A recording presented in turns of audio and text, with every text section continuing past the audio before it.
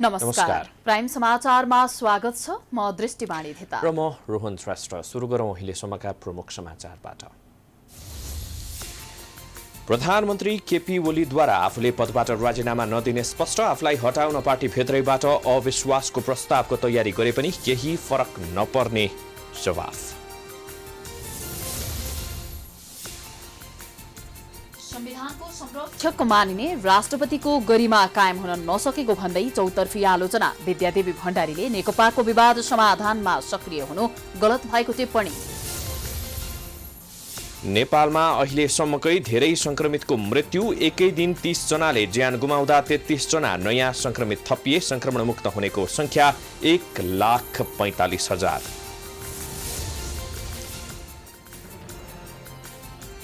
नेपाल भ्रमणमा आएका भारतीय सेनाध्यक्ष नरवणेको अनौपचारिक भेटवार्ता जारी। भोलि उच्चस्तरीय भेटवार्ता। दुई देशबीचको सम्बन्ध थप मजबुत हुने अपेक्षा।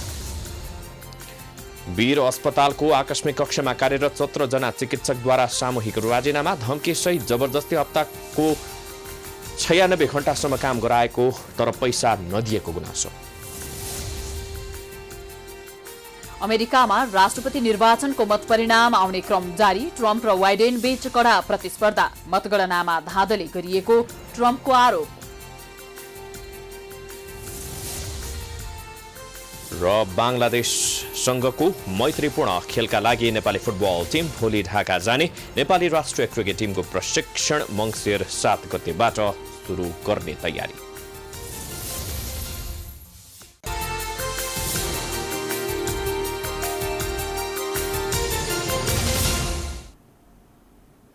अब समाचार विस्तारमा।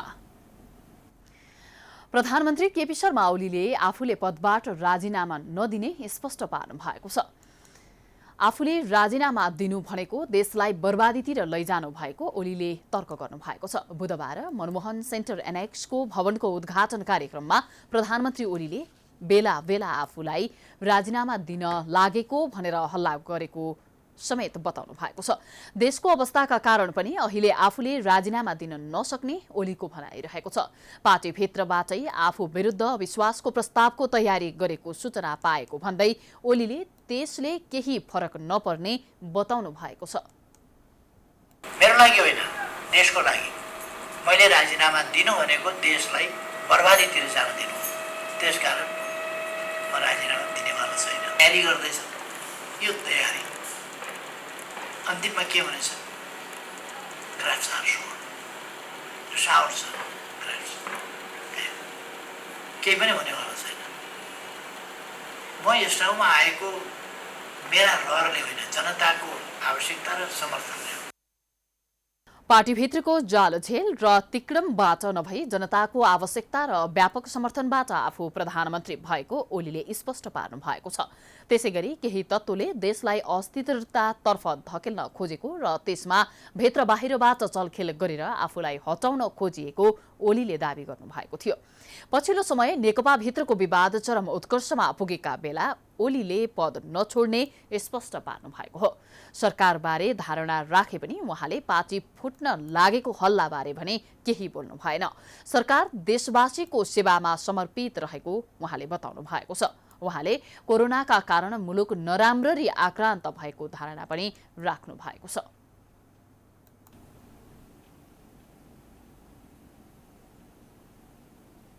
संविधानले राष्ट्रपतिलाई तटस्थ राखेको छ, तर राष्ट्रपति विद्यादेवी भण्डारी दलीय गतिविधिमा सक्रिय हुने गरेको पाइएको छ। सत्तारूढ दल नेकपाको विवादमा भण्डारीको भूमिका रहने गरेको छ। नेकपाका उपाध्यक्ष वामदेव गौतमले पार्टीको विवादास्पद विवाद सम्बन्धमा राष्ट्रपतिसँग भेटवार्ता गरेसँगै भण्डारीको भूमिकामाथि प्रश्न उठेको छ। विद्यादेवी भण्डारी र नेकपा उपाध्यक्ष वामदेव गौतमबीच शीतल निवासमा भेटघाट भएको र राष्ट्रपतिले उपाध्यक्ष गौतमलाई जसरी पनि नेकपा फुट्नबाट रोक्न निर्देशन दिएको खबर बाहिर आएसँगै राष्ट्रपतिको कार्यशैलीप्रति चौतर्फी आलोचना हुन थालेको छ। राष्ट्रपति कुनै पार्टीको नभई एक संस्था हो, तर यस संस्थालाई बेला बेलामा विवादमा ल्याउने काम स्वयं राष्ट्रपति भण्डारीले गर्दै आउनु भएको छ। संविधानमा भएको व्यवस्था विपरीत राष्ट्रपति गएकोमा कानुनविदहरू रुष्ट देखिएका छन्। संविधानविद डाक्टर भीमार्जुन आचार्यले एउटा दल विशेषको मामिलामा चासो राख्ने भूमिका राष्ट्रपतिका लागि नसुहाउने बताए।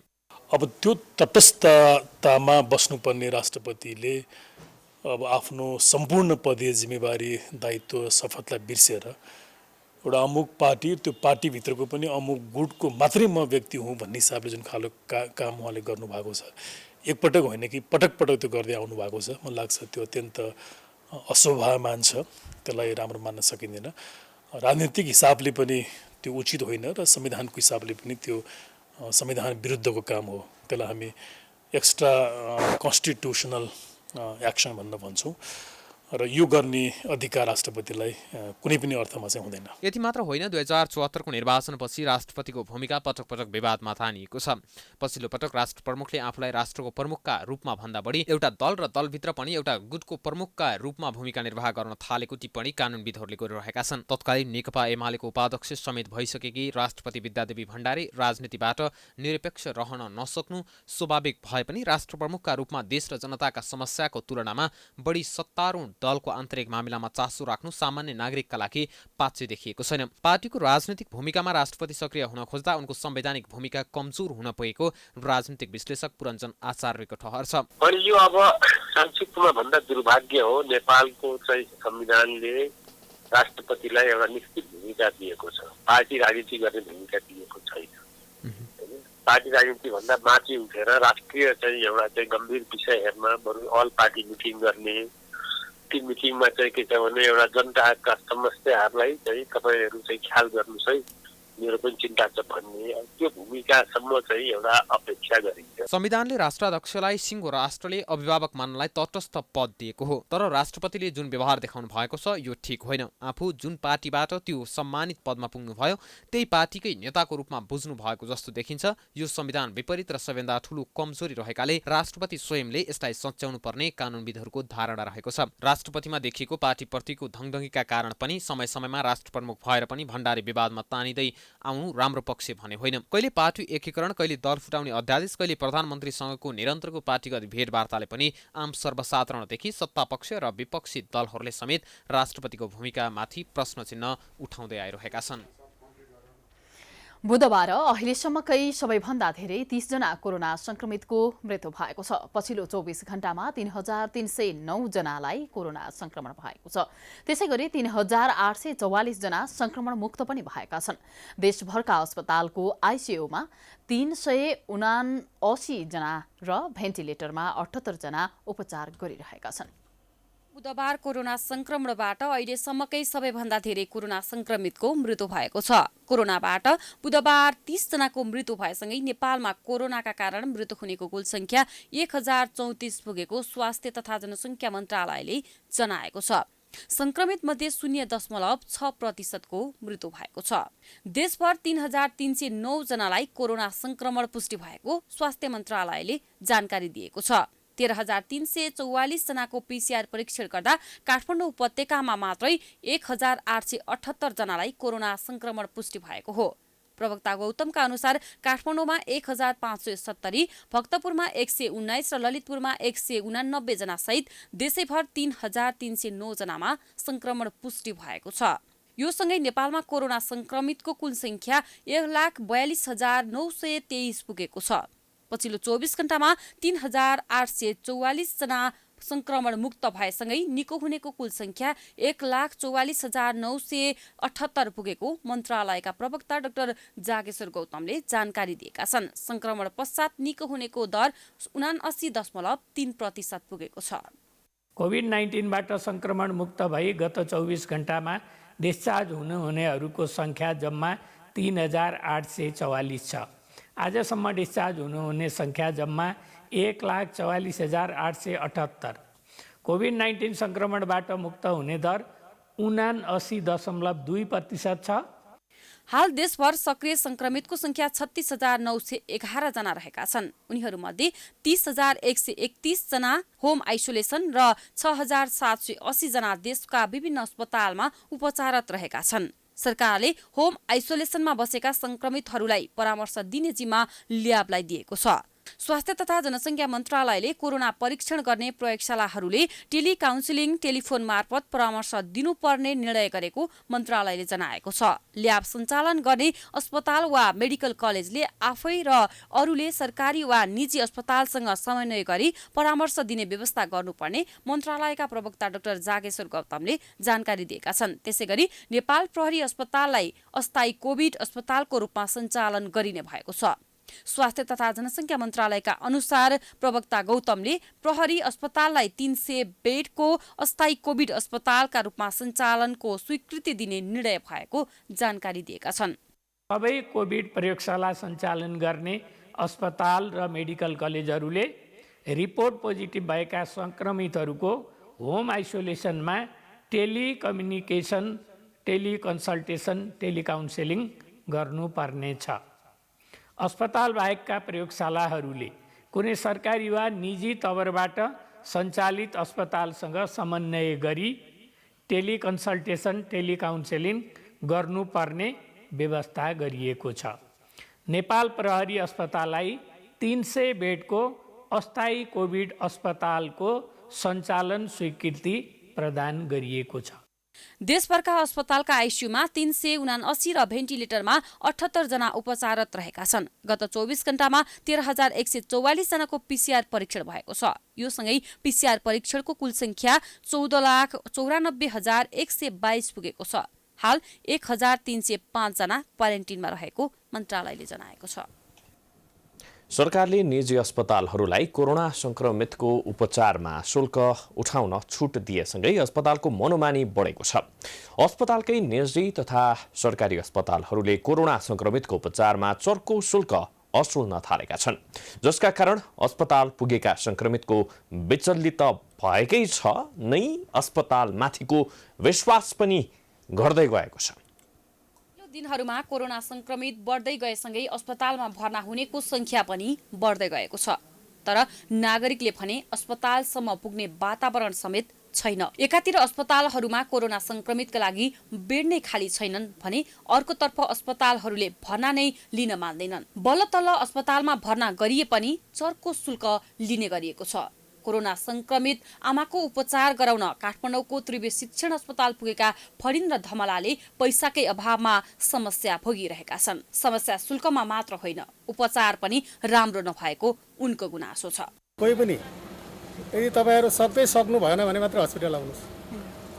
सामान्य रूपमा हस्पिटल आउनु भने तपाईँको ढाड सेकाइ हुन्छ, तपाईँले पोजिटिभ निकालिदिन्छ, तपाईँको यो ढाड सेकाइ हुन्छ।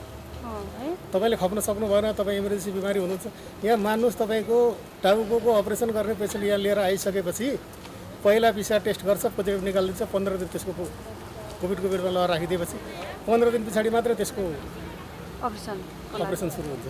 मरो भएर पेसेन्ट के छ गतिविधि हस्पिटल, सरकारी हस्पिटलको। मैले योभन्दा अगाडि प्राइभेटमा लिएर गएको थिएँ, यहाँ ल्याउनुभन्दा अगाडि नर्वेमा उसले लिनै मानेन। अस्पतालमा पुगेकी अर्को व्यक्ति थिइन् सोनी गुरुङ। उनको पीडा पनि उस्तै छ। अस्पतालमा बिरामी भर्ना गरिएको छ। आफूसँग उपचारका लागि पैसा नै नभएपछि उनी समस्यामा परेकी छिन्। म त होइन कोरोनाको, म डक्टरै होइन भनिदिनुहुन्छ, कसलाई गएर भन्नु ल भन्नु न। हामी त उहाँहरूले पो उहाँलाई थाहा होला, उहाँहरूले पो भन्नुपर्छ यहाँ जानु बहिनी, हामी त नजानेको मान्छेलाई त भन्नुपर्छ नि यहाँ जानु, यस्तो यस्तो पेपर गऱ्यो भने फ्री हुन्छ भन्नु भए हाम्रो मन खुसी हुन्छ नि त होइन। अब मर्नी त मरेर जान्छन्, जिउँदो पनि गाह्रो भयो क्या, धेरै प्रब्लम भइसक्यो। अब त के गर्ने होला। उनीहरू मात्र होइन, उपचारका लागि अस्पताल पुगेका विजय शाहको पनि पीडा उस्तै छ। अस्पतालले सम्पूर्ण खर्चको हिसाब किताब दियो तर पैसा छैन। अनि थर्ड पार्ट भनेको तपाईँको पुरै आइसोलेसनमा, अनि त्यसको पनि तिनवटामा सुरुको 3500 बेड चार्ज, अनि सेकेन्डको 7,500, अनि थर्डको 15,000 मिल्ने गरेको छ एउटा बेडको। अनि आइसोलेसनको 15,000, अनि त्योभन्दा पछिको 7,500, अनि अहिले हामी तिरिरहेको छौँ 3500 दैनिक 3500। दैनिक 3500 तपाईँले तिर्नु भएको? हजुर। जस्तै बेडको मात्रै 3500 तिर्नु? बेडको मात्रै 3500। केही खासै देखिएन सरकारको तर्फबाट। अब सरकारले नै आफै उपचार गराउनु भनेर। पर्याप्त परीक्षण नहुँदा कोरोना संक्रमित कति फैलिएको हो अनुमान नै गर्न गाह्रो छ। झन शहर केन्द्रित संक्रमण तीव्र हुँदा सरकारका तर्फबाट सतर्कता परको कुरा बिरामीको उपचार समेत गर्न हात झिकेको छ। यही मौका छोड्दै सरकारी तथा निजी अस्पतालले कोरोना संक्रमितबाट लाखौं रकम असुलिरहेका छन्। अस्पतालहरूमा बेडको कृत्रिम अभाव सृजना गरेर अस्पतालहरूले राज्यलाई नै झुक्काइरहेका छन्। बेडै खाली छैन भन्दै गेटबाटै बिरामी फर्काइदिँदा देशभरका अस्पतालमा कोरोना संक्रमितका लागि छुट्याइएका आइसोलेसन बेड आधा भन्दा बढी खाली भएको भेटिएको छ। तर अनुगमन र कारबाहीको जिम्मेवारी बोकेको स्वास्थ्य मन्त्रालय थाहा नपाएको झैं गरिरहेको छ। अध्यक्ष जनरल मनोज मुकुन्द नरवणे विशेष विमानबाट काठमाडौँ आइपुगेका छन्। उनी मध्याह्न त्रिभुवन विमानस्थलमा ओर्लिएका हुन्। राष्ट्रपति विद्यादेवी भण्डारीबाट नरवणेलाई बिहीबार नेपाली सेनाको मानार्थ महारथी दर्जा प्रदान गरिनेछ। सेनापति पूर्णचन्द्र थापाको औपचारिक निमन्त्रणामा भारतीय स्थल सेना अध्यक्ष जनरल मनोज मुकुन्द नरवणे नेपालको 3 दिने भ्रमणका लागि नेपाल आएका छन्। करिब 12:15 बजे त्रिभुवन अन्तर्राष्ट्रिय विमानस्थलमा अवतरण गरेका थिए। बलाधिकृत रथी प्रभुराम शर्माले त्रिभुवन अन्तर्राष्ट्रिय विमानस्थलमा उनलाई स्वागत अभिवादन गरेका थिए।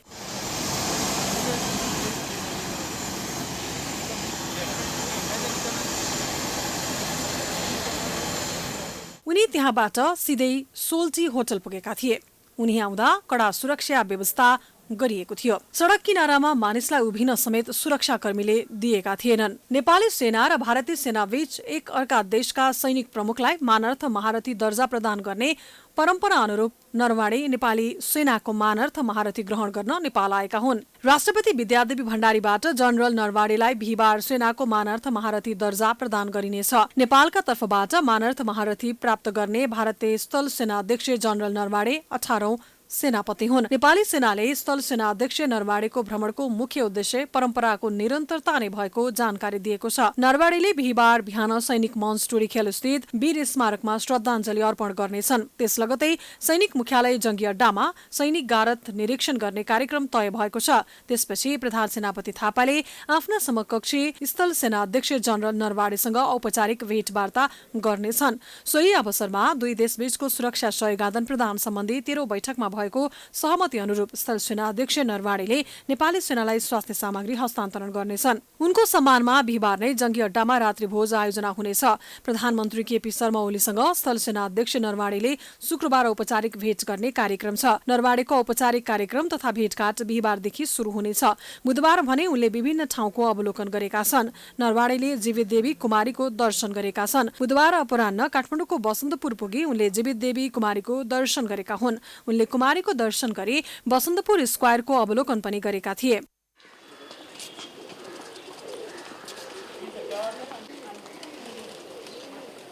भारतीय सेना अध्यक्ष नरवणेको नेपाल भ्रमणको समाचार संकलन गर्न गएका सञ्चारकर्मीहरूलाई भने सुरक्षाकर्मीले रोक लगाएको थियो। विमानस्थलको मूल गेटबाट भित्र छिरेका सञ्चारकर्मीलाई पार्किङ क्षेत्रमै प्रहरीले रोकेको थियो भने केहीलाई मूल गेटमै रोकेको थियो। समाचारको सिलसिला जारी छ। हामी विश्राम पछि आउँछौं।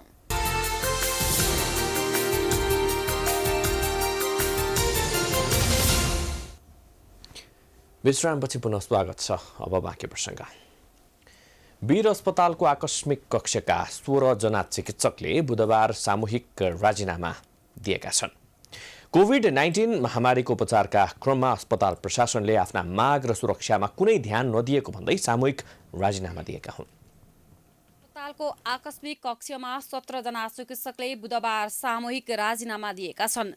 कोभिड-19 महामारीको उपचारको क्रममा अस्पताल प्रशासनले आफ्ना माग र सुरक्षामा कुनै ध्यान नदिएको भन्दै 16 जना मेडिकल अधिकृतहरूले सामूहिक राजीनामा दिएका हुन्। उनीहरूले अस्पतालका निर्देशक डाक्टर केदार सेन्चुरीलाई राजीनामा पत्र बुझाएका हुन्। पटक पटक माग पेश गर्दा पनि व्यवस्था गरेको आवश्यक सुरक्षा सामग्री उपलब्ध नगराएको, जेलादारी भनेर अपमानित गर्दै दशैं तिहार भत्ता समेत नदिएकोले मनोबल गिरेको उनीहरूको गुनासो छ। त्यसैगरी धम्कीसहित जबरजस्ती हप्ताको 96 घण्टासम्म ड्युटी गराएको तर सेवा सुविधा उपलब्ध नगराएको पनि चिकित्सकहरूको पत्रमा उल्लेख गरिएको छ। र यो हाम्रो पदाधिकारीहरू जसले हाम्रो माग सम्बोधन नगरेर हामीलाई यो अवस्थामा पुर्याएका छन्, उनीहरू अहिले डराएर भागा भएको स्थिति छ। त्यसले गर्दाखेरि उनीहरू भागेर सुख पाउँदैनन्। हामी कुनै पनि हालतमा यो उनीहरूको लागि यसमा कि यो माग पुरा गराएर उनीहरू हाम्रो माग पुरा गराउनेतिर जानु पर्यो। अस्पतालले स्वास्थ्य सुरक्षा मापदण्डको व्यवस्थापन नगर्दा जोखिम मोलेर काम गर्न बाध्य भएको उनीहरूको गुनासो छ। दशैं नजिकिँदै गर्दा वीर अस्पतालका चिकित्सकहरूले गत 2 कार्तिकमा आन्दोलन गरेका थिए। उनीहरूले चिकित्सा शिक्षा विज्ञान प्रतिष्ठान न्याम्सका पदाधिकारी बसेको कोठामा ताला पनि लगाएका थिए। सुरक्षा र कोभिड भत्ताको माग राख्दै 15 दिने म्याद राखेर लिखित माग प्रस्तुत गरिए पनि कुनै सम्बोधन नभएपछि उनीहरूले आन्दोलन गरेका थिए। अस्पतालका पदाधिकारी विरुद्धको आन्दोलन थालेका उनीहरूले बुधबार धरना पनि दिएका थिए। अहिले वीर अस्पतालको आकस्मिक कक्षको उपचार भने सञ्चालनमा रहेको छ। राजीनामा स्वीकृत नहुँदासम्म काम गरिरहने चिकित्सकहरूले बताएका छन्। यति बेला काठमाडौँ महानगरको चर्को आलोचना भइरहेको छ। काठमाडौँको टुँडीखेलमा निशुल्क खाना खुवाउँदा शहरको सुन्दरता हराएको भन्दै महानगरले त्यसरी खाना खुवाउन नदिने प्रयास गरेपछि आलोचना भएको हो। महानगरले आफू पनि खुवाउन नसक्ने र अरूले खुवाउँदा पनि रोक्न खोजेपछि चौतर्फी आलोचना बढिरहेको छ। नगरपालिकाले टुँडीखेलमा भइरहेको निशुल्क भोजन कार्यक्रम बन्द गर्न निर्देशन दिएसँगै चर्को आलोचना सहनु परेको छ। लामो लकडाउन र निषेध आज्ञाको मारमा परि हातमुख जोड्न समेत समस्या परेकाहरूलाई खाना खुवाउँदा सरकारको बेइज्जत भएको अभिव्यक्ति दिएपछि मेयर विद्यासुन्दर साक्य पनि आलोचनाको शिकार बनेका छन्। तर साक्यले भने खुला मञ्च लगायतका स्थानमा निशुल्क खाना खुवाउनेहरूलाई विकल्प खोज्न आग्रह गरेका छन्। बुधबार काठमाडौँमा पत्रकार सम्मेलन गर्दै मेयर साक्यले महानगर क्षेत्रभित्रका विभिन्न सार्वजनिक र भिडभाड हुने स्थलहरूमा असहायहरूलाई खाना खुवाउने कार्य व्यवस्थित तवरले गर्नुपर्नेमा जोड दिएका हुन्। कोभिड-19 का कारण प्रभावित भएका काठमाडौँ महानगरपालिका क्षेत्रभित्र रहेका असहाय, अशक्त, अति विपन्न र दैनिक ज्यालादानीमा काम गर्नेलाई काठमाडौँ महानगरपालिकाले सुरुदेखि नै सहयोग गर्दै आइरहेको उनको दाबी छ। महानगरले रोजगारी गुमाएर खान नपाएका कोही पनि महानगरवासी भए आफू बसेको सम्बन्धित वडा कार्यालयमा सम्पर्क गरेको अवस्थामा भोकै बस्न नपर्ने गरी सहयोग गर्न प्रतिबद्धता रहेको उल्लेख गरेका छन्। महामारीका कारण रोजगारी गुमेर खान नपाएका कोही पनि महानगरवासी हुनुहुन्छ भने उहाँहरूले आफू बसेको सम्बन्धित वडा कार्यालयमा सम्पर्क गरेको अवस्थामा उहाँहरूलाई कसैलाई पनि भोकै बस्न नपर्ने गरी सहयोग गर्ने काठमाडौँ महानगरपालिका प्रतिबद्ध छ। काठमाडौँको पुरानो बसपाट लगायतका विभिन्न सार्वजनिक स्थलहरूमा फोहोर, धुलो धुवा र भिडभाडका बीच स्वास्थ्य सुरक्षा सम्बन्धी मापदण्ड सामान्य मापदण्ड समेत पुरा नगरी अस्वस्थ र असुरक्षित तरिकाले खाना खुवाउँदै आइरहेको भने जनस्तरबाटै गुनासो आउने गरेको कुराप्रति पनि हाम्रो ध्यानाकर्षण भएको छ। तर निशुल्क भोजन गराउँदै आएका सामाजिक अभियन्ता र मजदुरहरूले भने महानगरपालिकाको कदमको निन्दा गर्दै अन्याय सहन नसक्ने चेतावनी दिएका छन्। टुँडीखेलमा निशुल्क खाना खाँदै आएका सर्वसाधारण पनि महानगरपालिकाको कदमप्रति असन्तुष्ट बनेका छन्। हामी नाम्लो बोक्ने हो, कहिले कमाइ हुन्छ कहिले कमाइ हुँदैन। कमाइ नहुँदाखेरि त हामी भोक भोकै त मर्न सक्दैनौँ। बाँच्नुको लागि त पेट त पाल्नै पर्यो। अब हामी त नाम्लो बोक्ने हो, हामी त बाध्यता रूपले हामी त पेट त पाल्नै पर्यो। घरमा परिवार छन्, परिवारलाई पनि खुवाउनै पर्यो। टुँडीखेलमा निशुल्क भोजन गर्दै आएका सयौं मजदुरहरू महानगरपालिकाप्रति रुष्ट भएका छन्। खाना खुवाउने अभियानमा रोक लगाउन खोजेपछि सामाजिक सञ्जालमा पनि महानगरपालिकाको विरोध चर्किएको छ। सार्वजनिक स्थलमा भोजन गर्दा सहर फोहोर र अव्यवस्थित भएको भन्दै खाना खुवाउने अभियानमा बन्द गर्न महानगरपालिकाले नगर प्रहरीलाई निर्देशन दिएको थियो।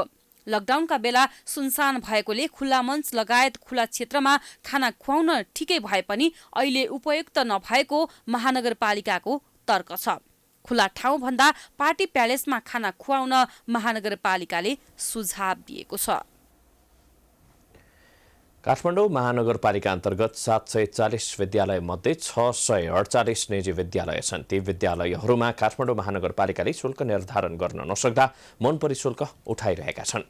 शुल्क निर्धारणका लागि छलफल भए पनि निर्णय भने हुन सकेको छैन, जसले गर्दा निजी विद्यालयहरूले फाइदा उठाएर चर्को शुल्क उठाइरहेका छन्। शुल्कको विवाद सधैँ उठ्ने गरेको छ। उपत्यकाका विद्यालयहरूमा करिब 2 वर्षदेखि शुल्क नतोकिएका अभिभावक चर्को शुल्क तिर्न बाध्य छन्।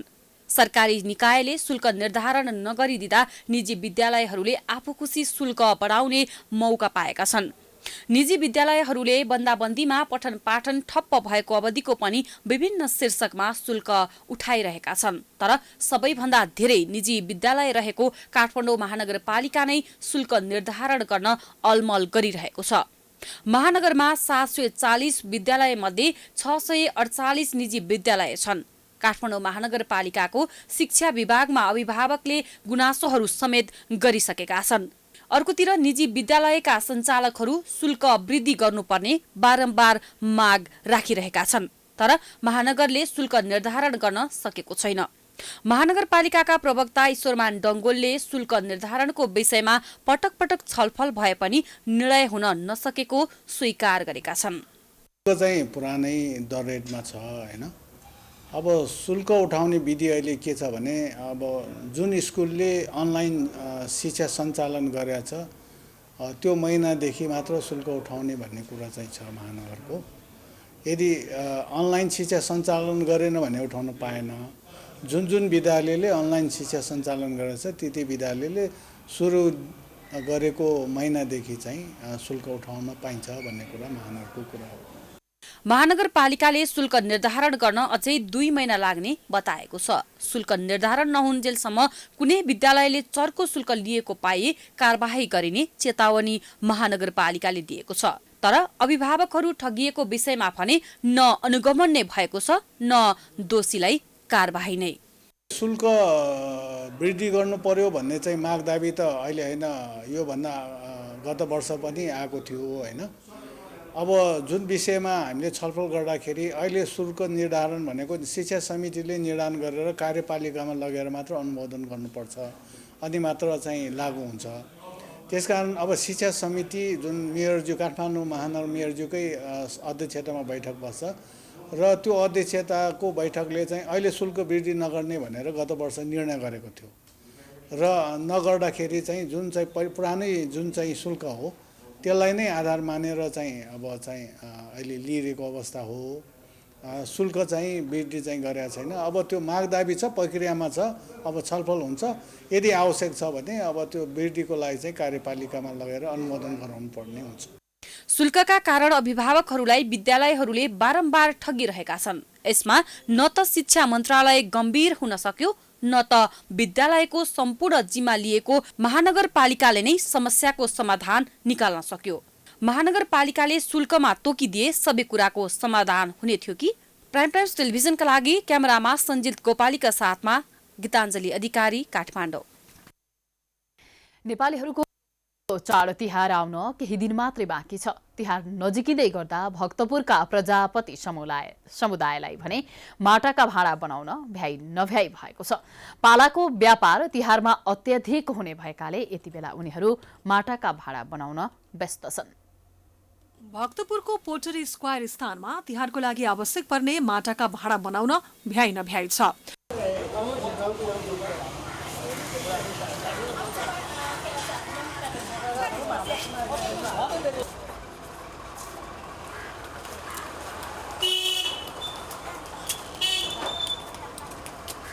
दीपावलीको अवसरमा मैन बाल्ने प्रचलन व्यापक भए पनि विगत केही वर्ष यता माटोको पालामा मैन भरेको पाला बाल्ने क्रम बढेको छ। तिहारमा पाला मात्र नभई कलश, धुपौरो आदिको बिक्री पनि राम्रै हुने गरेको छ। तिहारको झिलिमिलीसँगै भक्तपुरमा माटोको पाला बनाउने मानिसहरूको व्यापार पनि चुलीमा पुगेको छ। तिहारमा तेलबत्ती बाल्न माटोको पालाको अत्यधिक माग धान्न सपरिवार नै काममा खटिएका छन्। यी हुन् धनप्रसाद प्रजाति। उनी बिहान 7 बजेदेखि तिहारको लागि श्रीमती र छोराका साथ ठिमी ब्यासी पोटरी स्क्वायर पुग्छन्। तिहारको लागि माटाको पाला र घैला बनाउन उनी परिवारसँगै व्यस्त हुने गर्दछन्। बनाइराख्ने आयो भने दिन आयो भने मात्रै दिने हो। त्यो पहिला रेडी गरेर दिए छैन, अर्डरबाट दिए छैन। यति खुद्रुके हो अनि केटो आउँला त्यस्तो हो। कर्नाले गरेर हेरिनु कम छ। धनप्रसादकी श्रीमती बिना प्रजापति पनि बिहानै काममा आउँछिन्। गत वर्ष भन्दा व्यवसाय भने धेरै घटेको उनी बताउँछिन्। अब यो त हामी त अब अस्ति त होइन सबै नै दिएको थिएँ, किन भन्दा नि अब त्यस्तो भयो नि अब लकडाउनले गर्दा काम पनि छैन होइन अनि त्यो दियो पनि अस्ति सस्तोमै दिएको अहिले त अलिकति चाहिँ अडराएको त्यो त अब आफ्नै पसलमा राख्नु नै बनाएको अहिले चाहिँ खै अघि त 180 भन्छ कुनैले अब जति लिन सकिन्छ त्यति कुनैले 200 लिने कुनैले 180 लिने होइन त्यति हो। माटाका पाला लगायत अन्य भाडा सुरुमा हातैले बनाउने गरेको भए पनि अहिले मेसिनबाट भाडा बनाउने गरिएको उनीहरू बताउँछन्। मेसिनबाट कम समयमा बढी भाडा उत्पादन गर्न सकिने भएकोले सहज भएको उनीहरू बताउँछन्। खै अब कति हुन्छ भने अब पहिलाको भन्दा पहिला लाखौँ अर्डर आउँथ्यो अहिले खोइ 10,000 पनि आउँदैन। सबै बनाउँछ हामीले कैटा सबै जान्छ त सबै जान्छ तर अहिले यो कोरोनाले गर्दा अलि अहिले त धेरै चल्ने त मटकाहरू पनि चलेको छ अहिले। जस्तै हामीले पहिला चिया कपहरूमा प्लास्टिकमा खान्थ्यौँ। प्लास्टिकमा चाहिँ मान्छेहरूले बुझ्न थाल्यो कि जस्तै क्यान्सरहरू विभिन्न रोगहरू लाग्छ भन्ने त्यो ट्रेन्डबाट चाहिँ अहिले मान्छेहरू चाहिँ माटोमा खाउन माटोमा हेल्दी हुन्छ माटोकै टेस्ट आउँछ नि माटोको फ्लेभर आउँछ त्यो अनुसारको खाने भनेर मटका मटकी भनौँ त्यो हिसाबमा चलिरहेछ। अहिले मटकाहरू धेरै चलिरहेछ। तिहारको लागि माटाका पाला भिउटे ठेकी धुपौरो लगायतका माटोका सामग्रीहरूको माग उच्च हुने गरेको छ। एकजनाले राम्रोसँग काम गरे भने दिनमा 1000 वटा पाला बनाउन सक्ने उनीहरू बताउँछन्। साधारणतया पाला 4 प्रकारका हुन्छन्। सबैभन्दा सानो पालाको 100 वटाको 200 रुपैयाँ पर्छ। ठुलाको प्रति वटा क्रमशः 10, 15 र 20 रुपैयाँ पर्छ। त्यस्तै कतिपयले आगोमा नपोलेको पाला लैजाने गरेको र त्यसको 3 वटाको 5 रुपैयाँ पर्ने गर्दछ। क्यामेरामा सुमन निरौलाको साथमा लक्ष्मी विश्वकर्माको रिपोर्ट। पूर्व सभामुख तथा प्रतिनिधि सभा सदस्य कृष्ण बहादुर महराकी श्रीमती सीता महराको 59 वर्षको उमेरमा निधन भएको छ। रोल्पामा रहँदा निमोनिया र श्वास प्रश्वासको समस्या देखिएपछि कार्तिक 14 गते उनलाई दाङबाट हेलिकप्टर मार्फत काठमाडौँ ल्याई नर्भिक हस्पिटलमा भर्ना गरिएको थियो। 15 गतेदेखि भेन्टिलेटरमा राखेर उपचार गर्ने क्रममै आज बिहान निधन भएको हो। अस्पतालमा PCR परीक्षण गर्दा कोरोना पोजिटिभ देखिएको थियो। उनको आजै पशुपति आर्यघाट स्थित विद्युतीय शवदाह गृहमा अन्त्येष्टि गरिएको छ। उनको अन्त्येष्टि नेपाली सेनाले गरेको थियो। कृष्ण बहादुर महराले अन्तिम श्रद्धाञ्जली व्यक्त गरेका थिए। प्रधानमन्त्री केपी शर्मा ओलीले सीता महराको निधनबाट अत्यन्तै दुःख लागेको बताएका छन्। उनले सीताप्रति श्रद्धाञ्जली अर्पण गर्दै महरा परिवारमा समवेदना व्यक्त गरेका छन्। त्यस्तै नेकपा अध्यक्ष पुष्पकमल दाहालले पनि सीता महराको निधनबाट आफू मर्माहत भएको बताएका छन्। दाहालले शोक वक्तव्य जारी गर्दै दिवंगत सीता महराप्रति श्रद्धाञ्जली अर्पण गर्दै शोक सन्तप्त परिवार तथा आफन्तजनमा समवेदना प्रकट गरेका थिए। कृष्ण बहादुर महरासँग उनको 2035 सालमा विवाह भएको थियो। उनका 2 छोरा र 2 छोरी रहेका छन्। महरा भूमिगत भएपछि तत्कालीन राज्यले धेरै पटक उनलाई शारीरिक तथा मानसिक यातना दिनुको साथै केही दिन हिरासतमा पनि लिएको थियो।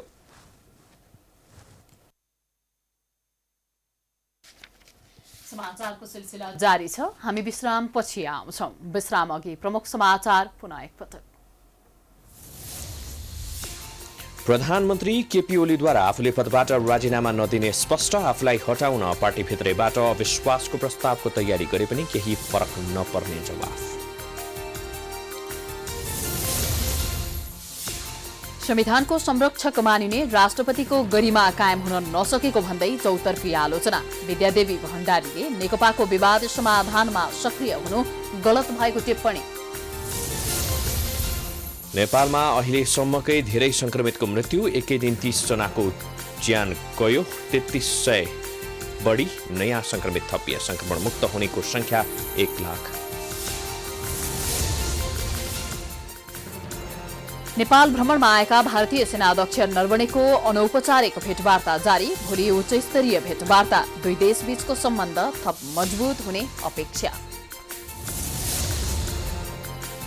वीर अस्पतालको आकस्मिक कक्षमा कार्यरत 17 जना चिकित्सकद्वारा सामूहिक राजीनामा धम्की सहित जबरजस्ती हप्ताको 96 घण्टासम्म काम गराएको तर पैसा नदिएको गुनासो। अमेरिकामा राष्ट्रपति निर्वाचनको मत परिणाम आउने क्रम जारी। ट्रम्प र बाइडेन बीच कडा प्रतिस्पर्धा। मतगणनामा धाँधली गरिएको ट्रम्पको आरोप। र बङ्गलादेशसँगको मैत्रीपूर्ण खेलका लागि नेपाली फुटबल टिम भोलि ढाका जाने। नेपाली राष्ट्रिय क्रिकेट टिमको प्रशिक्षण मङ्सिर 7 गतेबाट सुरु गर्ने तयारी।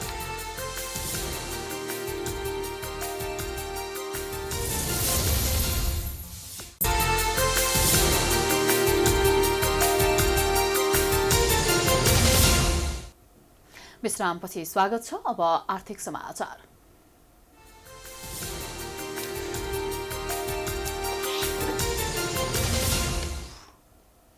साताको चौथो कारोबारको दिन बुधबार शेयर कारोबार माफक नेप्से परिसूचक झिनो अङ्कले ओह्रालो लागेको छ। नेप्से परिसूचक 2.39 अङ्कले ओह्रालो लागेसँगै नेप्से परिसूचक 1640.65 अङ्कमा झरेको छ। कवर्गको कारोबार मापन गर्ने सेन्सिटिभ इन्डेक्स पनि 0.11 अङ्कले ओह्रालो लागेको छ। कारोबार रकम भने 1 अर्ब 75 करोड कारोबार भन्दा धेरै देखिएको छ। दिनभर भएका 24,082 कारोबारबाट 202 कम्पनीका 56,31,604 किता शेयर किनबेच भएका छन्, जस अनुसार कारोबार रकम 1 अर्ब 75 करोड 74,59,905 रुपैयाँको कारोबार भएको नेपाल स्टक एक्सचेन्जले जनाएको छ। बुधबार सबैभन्दा धेरै गुमाउने कम्पनीमा शिवश्री हाइड्रो पावर कम्पनी रहेको छ। यसको शेयर मूल्य 9 रुपैयाँले घटेको छ। यसैगरी दोस्रो नम्बरमा कामना सेवा विकास बैंक र तेस्रो नम्बरमा समिट लघुवित्त वित्तीय संस्थाका लगानीकर्ताहरूले धेरै गुमाएका छन्। धेरै गुमाउनेहरूको चौथो नम्बरमा राष्ट्रिय बीमा कम्पनी र 5औं नम्बरमा नेपाल फाइनान्स कम्पनीका लगानीकर्ताहरू देखिएका छन्।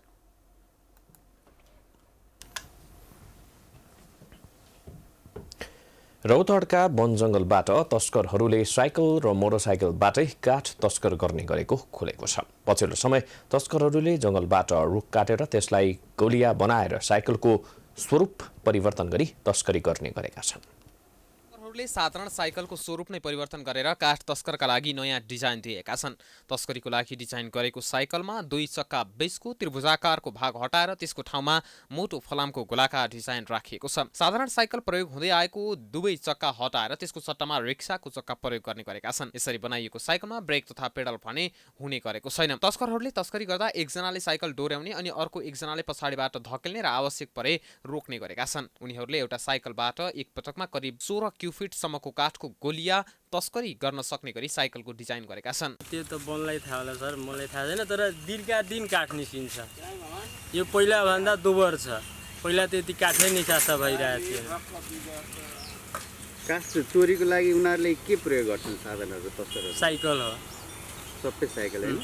रौतहटका विभिन्न जंगलहरूबाट रुख काटेर तस्करी गर्नका लागि विभिन्न समूहहरू सक्रिय भएका छन्। जिल्लाको चन्द्रपुर, गुजरा तथा वृन्दावन नगरपालिकाका विभिन्न राष्ट्रिय तथा सामुदायिक वनहरूबाट खुलेआम काठ तस्करी हुने गरे पनि जिल्ला वन कार्यालयले त्यसलाई नियन्त्रण गर्न नसकेको स्थानीयहरूको भनाइ छ। के गर्छ सर, तपाईँको साइकलबाटसँग पनि पैसा लिन्छ, त्यो कडी यहाँबाट चिराएर बेच्छ भने उसँग पनि पैसा लिन्छ।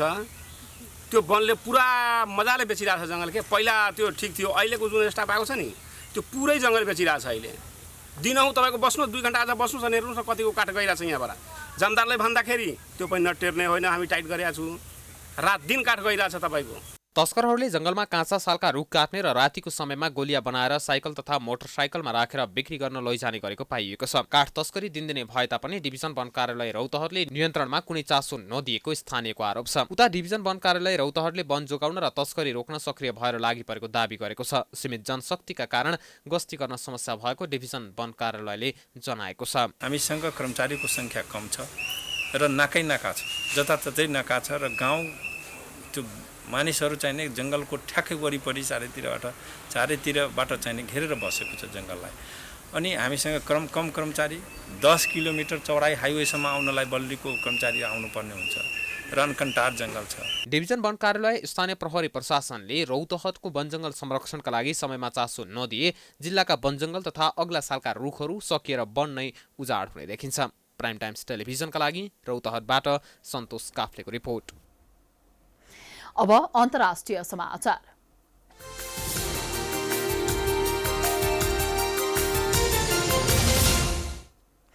अमेरिकामा हिजो सम्पन्न राष्ट्रपति निर्वाचनको मतदानपछि मतगणना जारी रहेको छ।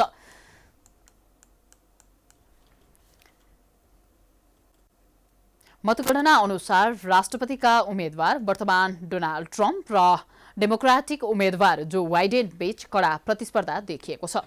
मतगणना आधाभन्दा धेरै सकिदासम्म बाइडेनले अग्रता लिइरहेका छन्, तर ट्रम्पले भने बाइडेन पक्षले मतदानमा धाँधली गरेको आरोप लगाएका छन्।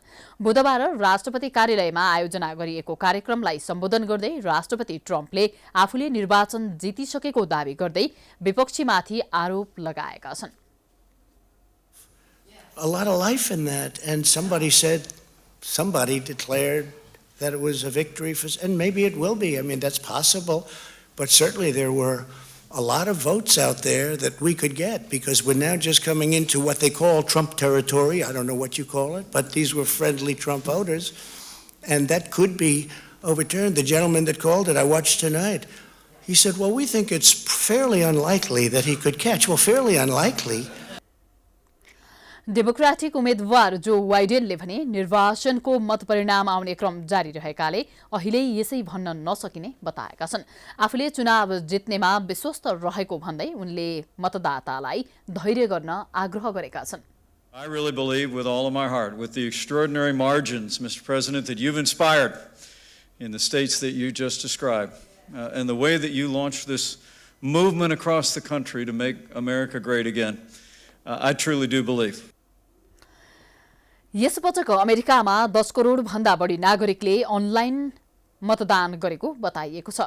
मतगणना जारी नै रहेको छ। कुनै राज्यमा ट्रम्प अघि रहेका छन् भने कुनै राज्यमा जो बाइडेन अघि रहेका छन्।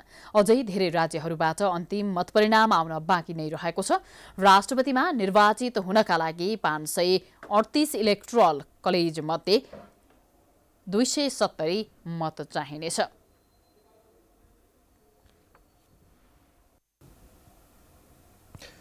अब खेलकुद समाचार।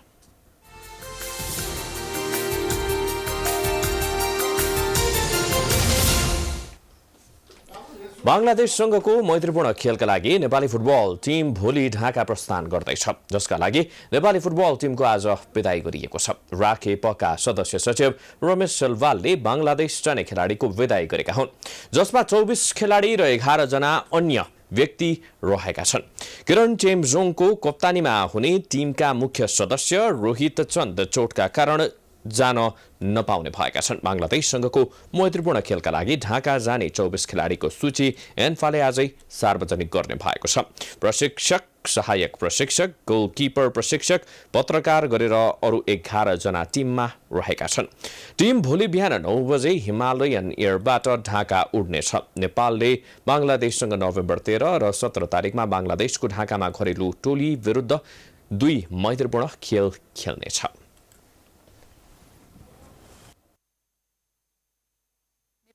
राष्ट्रिय क्रिकेट टिमको प्रशिक्षण मंगिर 7 गतेबाट सुरु गर्न राष्ट्रिय खेलकुद परिषदले अनुमति दिएको छ। अन्तर्राष्ट्रिय प्रतियोगिताको तयारीका लागि मंगिरको 7 गतेबाट क्रिकेटको तयारी गरिएको बताइएको छ। नेपालमा कोरोनाका कारण लकडाउन भएपछि आधिकारिक रूपमा क्रिकेटको प्रशिक्षण सुरु भएकै छैन। यद्यपि यसअघि परिषदले खेलाडीलाई व्यक्तिगत तरिकाले प्रशिक्षण गर्न भन्दै अनुमति दिएको थियो, जसका कारण खेलाडीले आफ्नो तरिकाले कृतिपुर मैदानमा प्रशिक्षण गरेका थिए। तर पछिल्लो पटक छिटपुट खेलाडी बाहेक अरूले प्रशिक्षण गरेका थिएनन्। अहिलेसम्मको तालिका अनुसार नेपालले जनवरीमा ओमानमा त्रिकोणात्मक सिरिज खेल्ने कार्यक्रम तय भएको छ।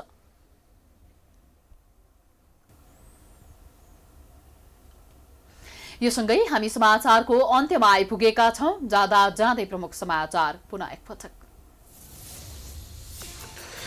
प्रधानमन्त्री केपी ओलीद्वारा आफूले पदबाट राजीनामा नदिने स्पष्ट आफूलाई हटाउन पार्टी भित्रैबाट अविश्वासको प्रस्तावको तयारी गरे पनि केही फरक नपर्ने जवाफ।